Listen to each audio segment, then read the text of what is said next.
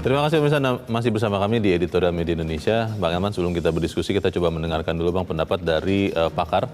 Kita sudah terhubung lewat saluran telepon dengan Ketua Program Studi Magister Ilmu Hukum UNS Surakarta, Bapak Muhammad Yamin. Pak Yamin, selamat pagi. Pagi, Mas Leo.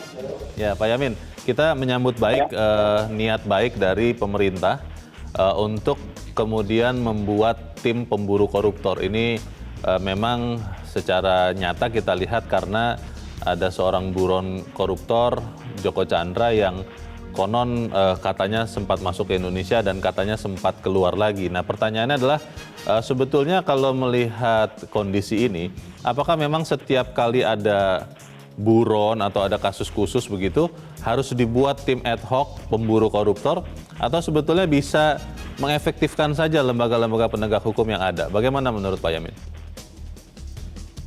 Baik, Leo. Jadi kalau menurut saya sebetulnya instrumen yang ada sekarang ini semua sudah tersedia untuk memburu koruptor siapapun. Apalagi termasuk kasus Joko ini kan sebetulnya kan persoalannya bukan masalah kebutuhan adanya tim ya. Tapi kan lebih kepada bagaimana aparat-aparat penegak hukum yang bertugas untuk memburu itu memang dia yang harus menjalankan tugasnya dengan komitmen luar biasa. Karena persoalannya kan seperti Joko itu kan justru dia bermain-main di itu kan karena difasilitasi tanda kutip oleh mereka-mereka yang harusnya bertugas menangkap dia. Gitu loh. Itu istilahnya itu kalau koruptor disuruh nangkap koruptor itu kan aneh gitu kan.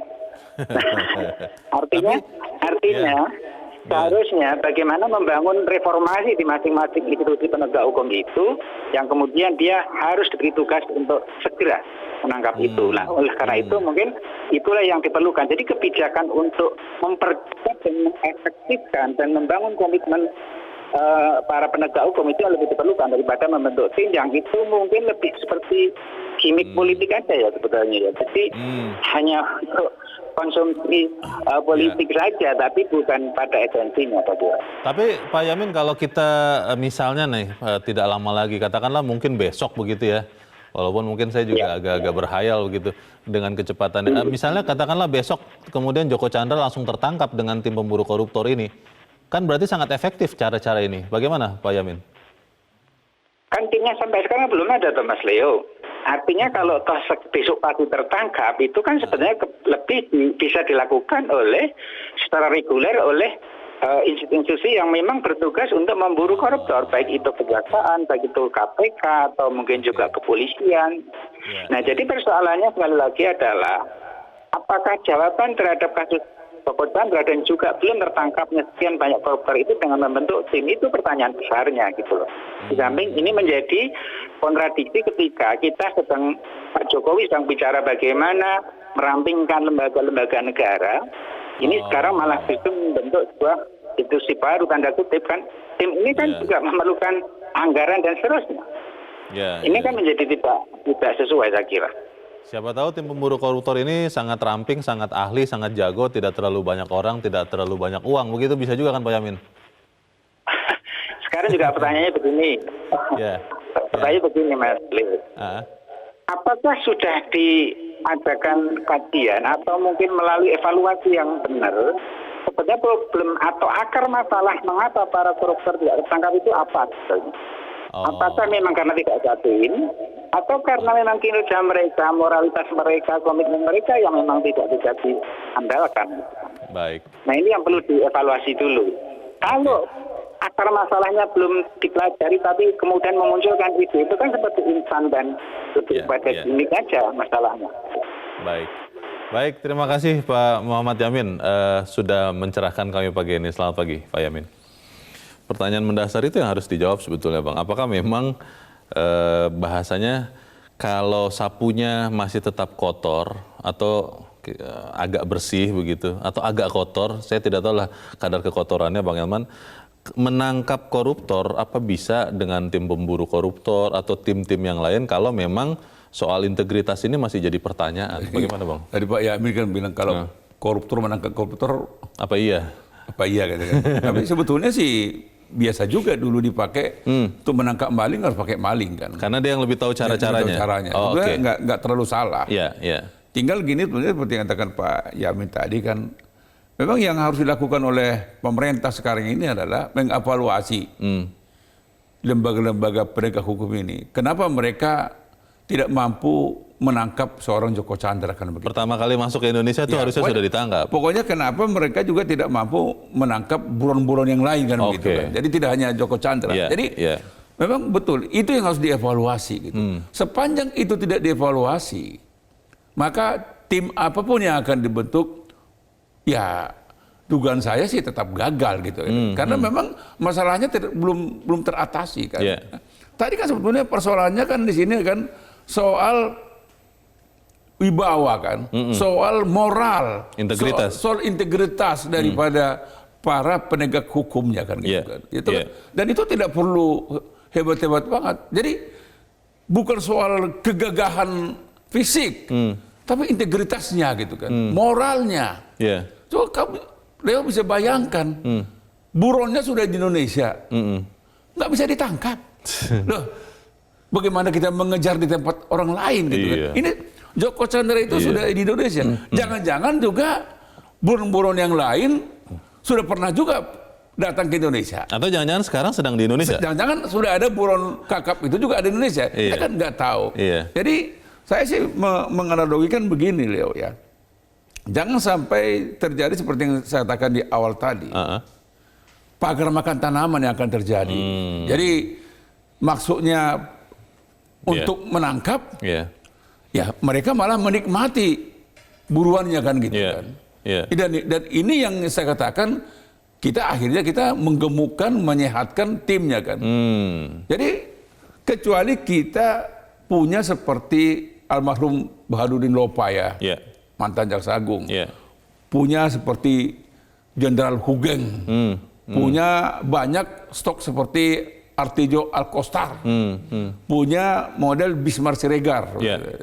Dan sosok-sosok ini yang saya anggap belum kita ketemukan gitu, yang punya integritas gitu kan. Jadi sekali dia diberi kekuatan, betul-betul dia gunakan kekuatan itu untuk melaksanakan tugas. Ini kan, jadi ini yang saya pikir ya, janganlah kita menambah beban keuangan negara, menambah beban pekerjaan, tapi tidak efektif itu. Kalau misalnya ternyata Bang, saya masih berusaha untuk, ya kita memang harus berbaik sangka. Kalau ternyata tim pemburu koruptor ini seperti yang tadi saya pertanyakan ke Pak Yamin, Bang Elman, jumlahnya sedikit tapi sangat ahli, sangat efisien, sangat hemat begitu, kan bagus juga kalau kemudian mereka bisa menangkap Joko Chandra atau koruptor-koruptor yang buron yang lain. Kan bagus juga Bang. Pertanyaannya kan begini Leo, apakah mereka tidak ahli? Mereka ini siapa maksudnya? Ya, penegak hukum ini tidak ahli. Oh. Mereka itu ahlinya ahli. Seharusnya ya. Loh, saya yakin sosok-sosok penegak hukum ini, para jaksa, para polisi, ya kan, yang di KPK sana, yang juga misalnya di PPATK sana, yang juga ada di Direktorat Jenderal Imigrasi itu orang-orang jagoan di bidangnya. Tanpa harus ada tim. Tanpa harus tim, mereka jagoan. Dia sebetulnya secara teori dia bisa nangkap buron ini. Secara fungsi dia bisa nangkap ini. Tapi kenapa itu tidak dia lakukan? Alpa Bang. Loh, itu saya katakan, itu soal integritas, soal moral. Ketika seorang penegak hukum tidak punya rasa malu, ketika penegak hukum tidak punya harga diri, tidak menjaga wibawa, ya lembaganya juga hancur lebur, apalagi orang-orangnya kan gitu. Contoh soal kan Joko Chandra lah. Baik, kita nanti juga akan bertanya kepada masyarakat, Bang Elman, apakah masih bisa berharap kepada tim pemburu koruptor ini, tapi kita harus jeda dahulu dan pemirsa tetap bersama kami. Editorial Media Indonesia segera kembali.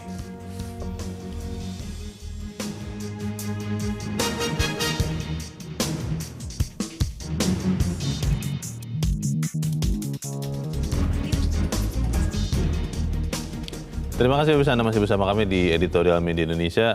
Bang Elman, sebelum kita lanjutkan diskusi, kita coba tanya ya Bang kepada pemirsa Metro TV, bagaimana harapannya terhadap tim pemburu koruptor. Kita sudah terhubung dengan pemirsa Metro TV di Medan, Sumatera Utara. Ada Pak Sukiwi. Pak Sukiwi, selamat pagi. Ya, selamat pagi Pak Leo. Selamat pagi Pak Sukiwi. Bagaimana nih Pak, ada tim pemburu koruptor, Kalau saya terus terang berharap betul ada tim pemburu koruptor, koruptornya dapat. Kalau Pak Sukiwi bagaimana, Pak? Ya, kalau menurut pendapat saya itu tim pemburu koruptor udah nggak perlu lagi lah. Ya, kita sudah begitu lengkap, sudah ada polisi, ada jaksa, ada semua perangkat hukum, apalagi ada KPK. Ya, itulah yang perlu dimaksimalkan. Kembali lagi, kenapa nggak tertangkap koruptor-koruptor kakap ini? Masalahnya niat. Ada nggak niat yang sungguh-sungguh? Ada nggak keberanian?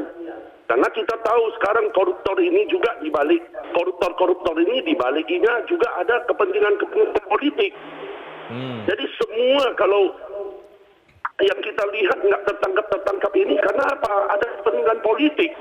Kepentingan politik. Inilah yang paling susah sekarang di Indonesia ini. Pak Sukiwi, kepentingan politik atau kepentingan uang? Jangan-jangan Pak. Kan diduga ada suap terlibat di situ kan. Paling saya rasa mungkin itu saja Pak Sukiwi. Bagaimana Pak? Ya, dua-dua lah, dua-dua sejalan lah. Uang sama politik itu kan sejalan gitu, iya kan?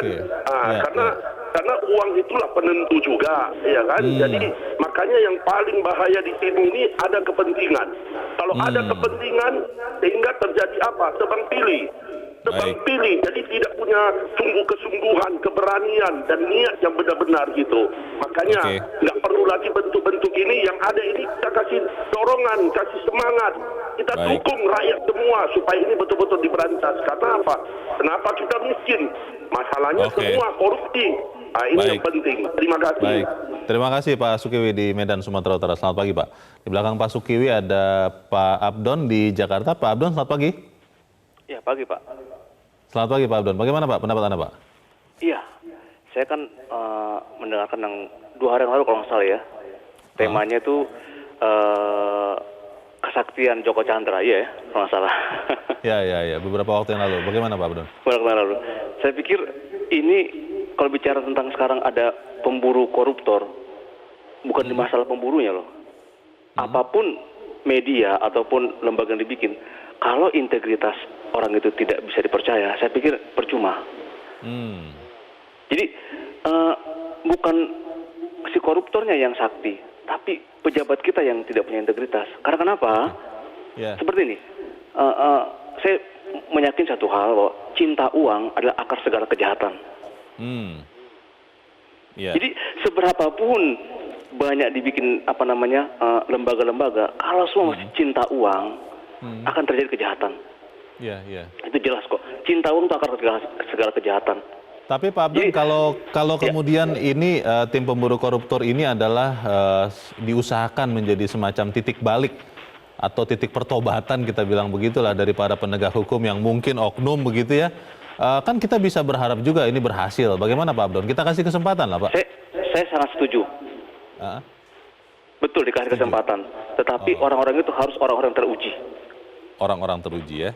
Betul, karena tanpa itu, tanpa integritas, apapun nggak bisa dikerjakan lah. Ini nggak dikaitkan, saya nggak bisa kaitkan dengan politik, tapi ini semata-mata uang kok, semata-mata uang. Baik, terima kasih. Baik, terima kasih Pak Abdon di Jakarta untuk pendapat Anda. Selamat pagi. Di belakang Pak Abdon ada Pak Adrian di Bekasi, Jawa Barat. Pak Adrian, selamat pagi. Pagi, Bang. Selamat pagi Pak Adrian. Bagaimana Pak pendapat Anda Pak, tim pemburu koruptor ini Pak Adrian? Ya, saya rasa sih itu sah-sah aja ya, karena memang ke dalam mungkin mereka harus melakukan koordinasi dan keluar juga harus melakukan sesuatu yang lebih gitu, karena memang ini masalah koordinasi ya. Dan ini kan sifatnya ad hoc, bukan lembaga, ad hoc aja dia. Yang menjadi masalah itu kan sebenarnya di ujungnya, di hilirnya. Jadi kenapa sih Joko Chandra sampai berani kayak begitu? Karena dia tahu di ujungnya, di yudikatifnya itu bisa juga diolah. Gitu loh. Kalau misalnya ada pemberatan yang keras, yang kuat di ujungnya, atur begitu Pak Adrian? Iya. Oke. Karena kalau misalnya Bang Leo misalnya kayak dia gitu, mau coba-coba bermain di dalam, tapi kalau di ujungnya keras, kuat, dan pemberatannya juga ini, ngapain juga dia main-main kayak gitu? Dia tahu di ujungnya juga nggak jelas gitu loh. Jadi ini satu sistem gitu, ini satu kesatuan dari hulu ke hilir gitu, yang bisa dikerjakan oleh pemerintah itu adalah sifatnya adalah di hulu. Kalau di hilirnya keras kuat ini nggak ada yang berani coba-coba kayak begitu. Tapi ini karena di ujungnya juga masih bisa diolah gitu istilahnya. Oke. Jadi itu juga akan main, semua orang akan main, apalagi yang kelas kakap seperti ini. Gitu. Intinya simpel aja sih.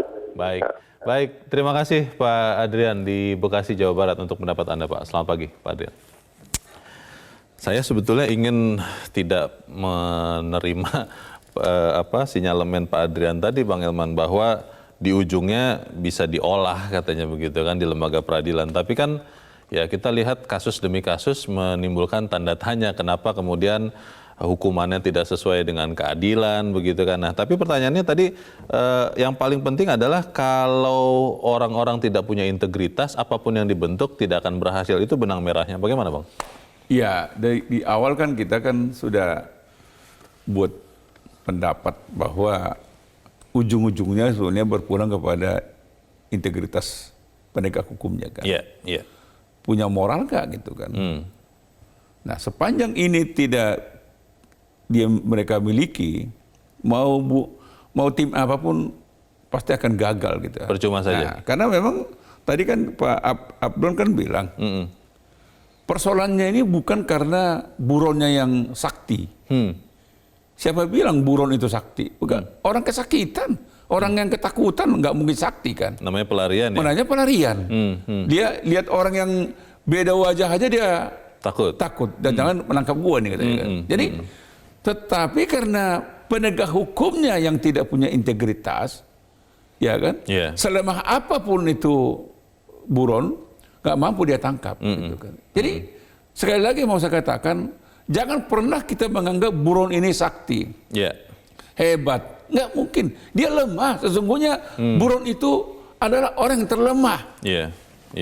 Tetapi kenapa dia berubah menjadi semacam raksasa, seputu jagoan? Itu dunia juga nggak ada itu. Kenapa dia jagoan? Karena yang dihadapi bukan jagoan kan gitu kan. Lemah. Ringkih. Gitu kan. Jadi kita kembali contoh misalnya kan. Joko Chandra kan sekian 11 tahun atau apa lebih buron kan. Kan mestinya kan tetaplah nama buron itu melekat sebetulnya di ingatan para penegak hukum. Nggak ada alasan dia bilang itu wah itu hilang dari DPO, Bang. Hilang ini petugasnya masih muda, baru belajar dan sebagainya. Orang nggak tahu, nggak ada CCTV dan sebagainya. Ini kan alasan-alasan klasik ini, alasan klise ini. Nggak ada ini. Jadi sekali lagi mau saya katakan, jadi mohon maaf ya, Leo, ini mungkin terlalu kasar saya. Kalau penegak hukum itu, mohon maaf, kaya banget, asetnya besar, bagaimana kita bisa yakin orang ini masih mampu menjadi sapu yang bersih kan?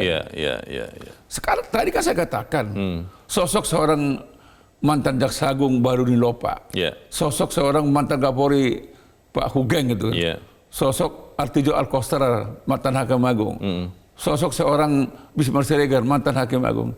Ini kan keempat sosok ini jagoan di bidangnya ini, penegak hukum ini, ini miskin sebetulnya kan. Betul. Nah, itulah yang menandakan mereka ini punya integritas gitu. Ini mohon maaf, saya tidak apa, saya tidak mempersoalkan orang kaya, orang banyak harta itu kan karena rezekinya kan.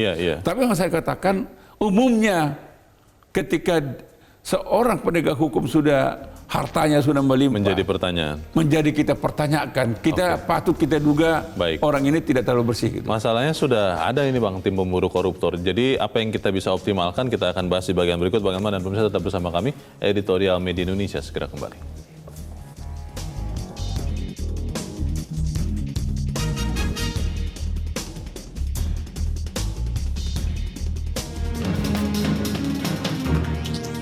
Terima kasih pemirsa, Anda masih bersama kami di Editorial Media Indonesia. Kita di bagian akhir dari diskusi kita pagi ini. Bang Elman, kalau kita ibaratkan corona, Bang, COVID-19 ini Bang? Kan selama ini bisa mematikan banyak orang karena belum ada vaksin, belum ada kekebalan, belum ada yang bisa melawannya begitu. Nah kalau kita melihat sekarang ada koruptor yang berusaha diburu dengan tim pemburu koruptor. Katakanlah nanti ada Bang, karena ini sudah ada arah ke situ. Apa yang kita bisa optimalkan dengan vaksin ini supaya kemudian koruptor-koruptor itu bisa dapat semua, begitulah. Ya, kalau kita berasumsi ada ya, ya yang ingin mau kita katakan ya tetap harus kita dukung kan. Iya. Tetapi tidak sekedar dukung. Saya berharap tim ini tidak tim abal-abal kan. Tidak menjadi tim pagar makan tanaman gitu ya. Itu penting dulu. Supaya dia tidak menjadi tim buru sergap pagar makan tanaman. Maka syarat utamanya adalah orang-orang yang ada di sini, orang-orang yang berintegritas, bermoral, punya rasa malu. Tidak ada keinginan untuk memindahkan harta dari buron itu ke milik pribadi dia kan gitu. Tetapi pertanyaan berikutnya begini, apakah lembaga-lembaga penegak hukum yang mestinya menangkap ini juga sudah dalam hal itu sudah mendukung betul seutuhnya gitu. Karena gini Bung Leo, karena lembaga tim buruh ini kan tidak bisa berdiri sendiri kan. Pasti. Dia tidak bisa berhubungan langsung dengan negara lain kan. Pasti menggunakan instansi resmi kan. Nah, jadi artinya tetap aja tim ini tergantung kepada kepolisian, kejaksaan, KPK, imigrasi juga, PPATK dan seterusnya. Nah, sepanjang lembaga-lembaga penegak hukum ini tetap tidak berintegritas, tidak berdaulat, tidak punya wibawa, tetap gembos, saya membayangkan tim ini juga akan gembos. Jadi hanya semacam performa saja, supaya masyarakat puas begitu? Untuk rakyat, supaya lihat nih ada tim. Yang diperlukan sebetulnya bukan timnya kan. Yang diperlukan buronnya ketangkap kan. Jadi jangan pernah di Republik ini mendewakan tim. Yang akan kita harapkan adalah ikan kakapnya tertangkap, buronnya tertangkap, bawa ke Indonesia, adili lagi, kan begitu. Jadi saya khawatir kita ini hanya gagah, ini tim nih. Untuk apa tim kalau nggak bisa nangkap? Kan gitu kan. Sama dengan menangkap ikan kan. Nggak perlu alat-alat yang terlalu canggih. Tapi ikannya kita tangkap. Betul. Seperti kita di Indonesia sekarang kan. Ikan banyak di laut, tapi yang menangkap ikan di laut itu orang asing kan. Nelayan kita lapar kan gitu. Jadi ini juga sama. Jadi menurut saya sih Leo, sekali lagi, kalaupun nanti akhirnya ada tim pemburu, tim pemburu ini, ya kita kan nggak mungkin menolak kan. Kita hargai lembaga itu. Tetapi penghargaan kita ke lembaga itu memang harus dibarengi dengan kesiapan lembaga-lembaga hukum yang ada. Jangan seperti yang sekarang ini. Buronnya sudah di Indonesia, bukan ditangkap, malah difasilitasi jalan sana, jalan sini. Dan jangan-jangan juga, mohon maaf, jangan-jangan juga petugasnya hormat kepada buron ini. Itu celaka 13 kita. Dugaan saya gitu loh. Siap komandan katanya kan. Yang penting ya sudah. Leo, menurut saya Leo ini juga kalau menjadi komandan tim buru sergapnya, pasti akan mengulangi sejarah kelamnya. Kau akan jadi kaya, kurasa kau. Buronnya lari, gitu kan? Semoga tidak ya Bang, karena saya masih takut. Kau kulihat Leo, punya bakat juga kau menjadi tim, menjadi gemuk, sehat, dan jadi pakar tanaman juga. Baik, semoga tidak, karena saya masih takut sama pengadilan terakhir nanti di surga sana. Terima kasih Bang Elman Saragih, semoga apa yang kita bicarakan ini bisa menyumbangkan untuk bangsa kita. Selamat pagi Bang. Pemirsa, Joko Chandra bebas keluar masuk Indonesia karena rapuhnya koordinasi antar lembaga yang semestinya mengawasi. Joko Chandra leluasa bermanuver karena ada tangan-tangan jahat di institusi penegak hukum. Rakyat hanya butuh kemauan dan keseriusan dari seluruh punggawa lembaga penegak hukum yang sudah ada dalam memburu koruptor. Mari kita sama-sama doakan supaya itu terjadi. Saya Leonard Samosir, terima kasih Anda sudah menyaksikan. Selamat pagi. Dan jangan lupa untuk subscribe YouTube channel Metro TV News dan juga nyalakan notifikasinya.